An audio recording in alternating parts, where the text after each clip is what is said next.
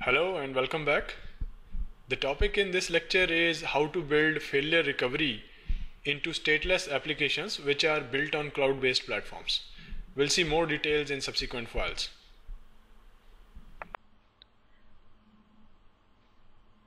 In case of a stateless application, requests can be served by any of the instance of the application. New virtual machines can be created on demand to meet the quality of service demands which are required from the application. These quality of service requirements typically are related to performance and reliability requirements, etc. Performance in the sense that the application should support some amount of throughput or some response time has to be ensured. In that sense, it may be required that the overall solution is able to create more virtual machines for supporting these quality of service requirements. And since the application is stateless, so these requests can be routed to the instances by a component called load balancer. So typically you may have a situation like this where you have, let's say, these three clients, C1, C2 and C3. They may be different devices. For example, C1 can be a handheld device, C2 can be a laptop, and C3 can be some regular desktop, etc. And via internet, these set of clients are able to get into the application instances which are deployed in the cloud. So you may have a load balancer here, and which may be forwarding the request to different virtual machines. Let's say this is virtual machine 1, virtual machine 2, virtual machine 3, let's say. So you may have a scenario which has this kind of a setup. Let's say just 3 virtual machines are serving all the clients, and this may be the setup inside the cloud, let's say. Now first client's request might end up with the virtual machine 1, whereas the second guy might be routed to, let's say, 3, and the third guy's requests may be going into virtual machine 2. And this load balancer may be using some kind of a policies to determine which request should be sent to which virtual machine instance. And also, when one of the virtual machine fails, let's say, the load balancer is able to detect the failure and subsequently forward all the requests to the available virtual machines. That is, whatever remains active in the cluster of VMs which are hosting a particular application. So, routing of requests to instances basically is decided by, as we saw, the load balancer. And these policies of load balancer will certainly take the failures of individual virtual machine instances into account while making further routing decisions. And how does a load balancer know about any failed virtual machines? There is a monitor component which constantly monitors the virtual machine states. And the monitor may use either a ping echo kind of a tactic, or it may use a heartbeat tactic. And overall, the failure detection and recovery tactic for a stateful application in cloud can have two flavors. First is push based and the second one is pull based. In case of a push based tactic, the load balancer decides which virtual machine instance it will forward a typical request. And in case of a pull based tactic, it is the virtual machine instances which actually pull the requests from a queue which is maintained by a load balancer. We'll see in the subsequent files both of these variants. Let's start with the architecture of a push-based load balancer. So in this case, the flow is something like this. So you will have the clients send requests into the application which are intercepted by the load balancer. And based on the policy, for example, the load balancer may have a round robin policy. The load balancer is forwarding the request to an individual virtual machine. Now, important thing to note here is that this monitor component, it will be constantly monitoring the state of individual virtual machines and informing the load balancer about their individual states.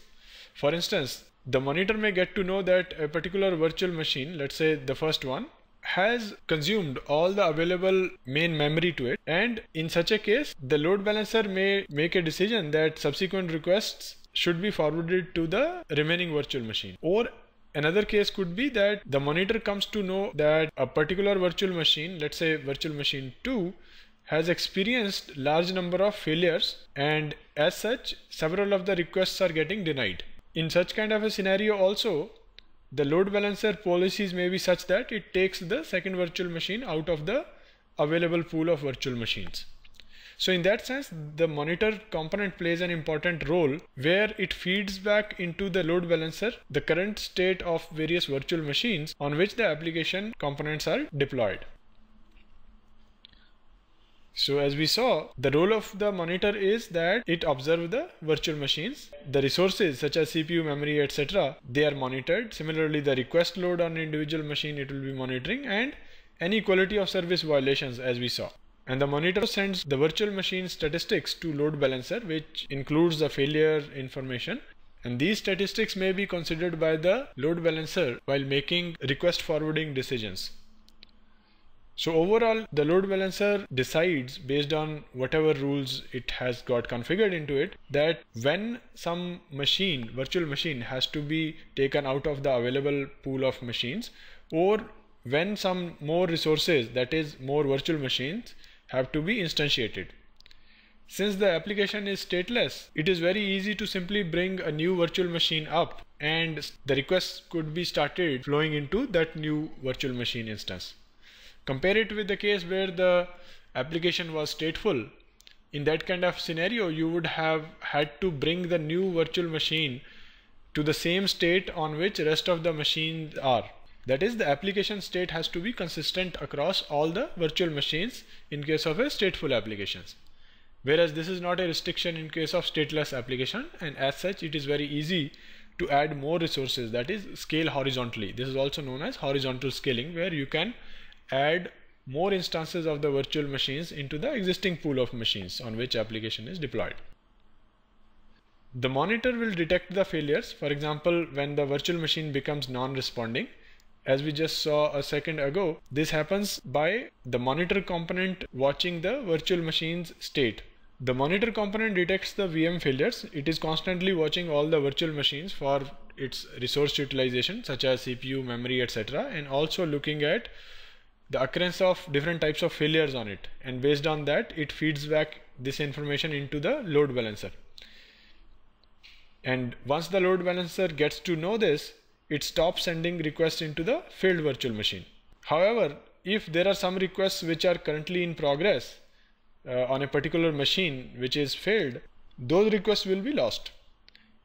And in such cases, the client needs to detect this, possibly via a timeout, and the client is expected to resend those lost requests so that they can be processed and handled by a different virtual machine instance. Now let's look at a second variant. It is called the pull based. In this kind of a scenario, what happens is the client sends a request which arrives at the load balancer, and the load balancer maintains a request queue. So a client's request sits in the load balancer's queue, and then a virtual machine will inspect the queue, which is constantly looking at the queue. They will pick the next request, next available request from the load balancer's queue. And finally, once the virtual machine has successfully processed a request, it will ask the load balancer to remove that message. Now, the role of monitor in this particular case is to watch the application specific queues on load balancer.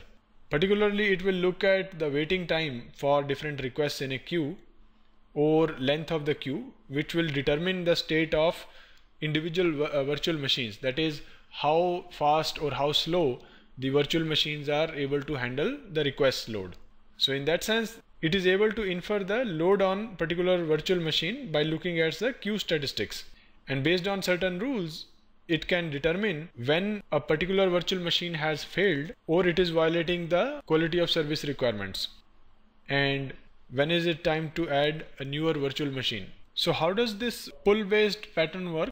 As we just saw, load balancer will know when a request has been processed by a particular virtual machine. This happens because the virtual machine will request the load balancer to remove that particular request from its queue. And in case the requests remain unhandled in a queue, then after a certain time period, the load balancer may reassign it to a different machine's queue. And also, if a virtual machine has failed, its queue will remain filled. That is, it is not picking any requests from the queue.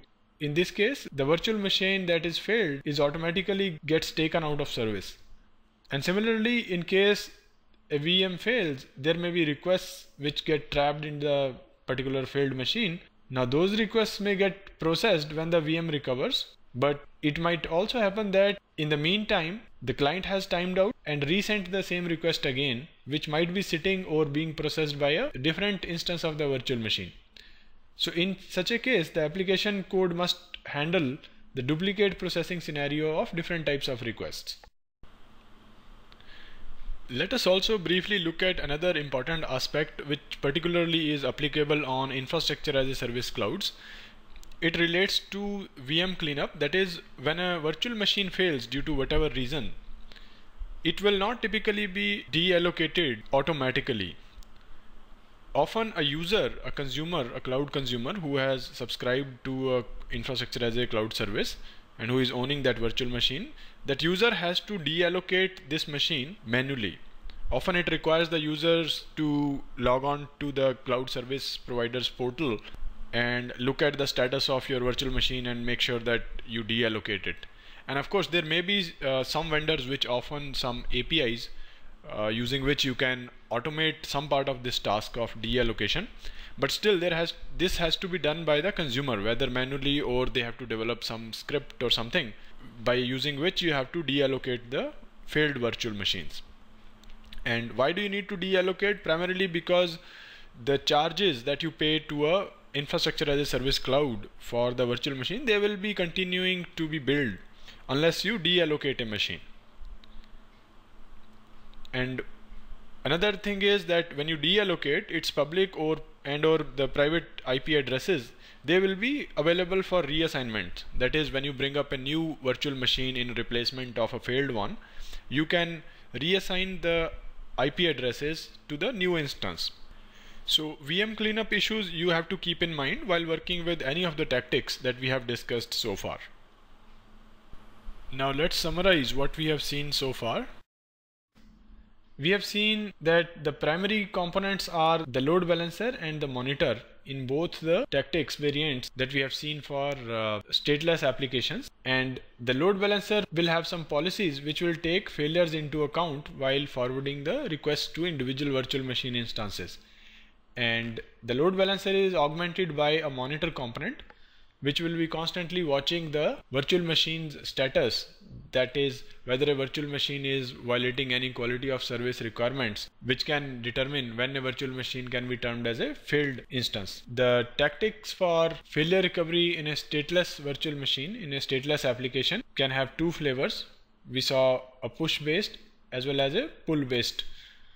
In case of a push based, it is the load balancer which decides that which instance of the application virtual machine gets to serve a particular request.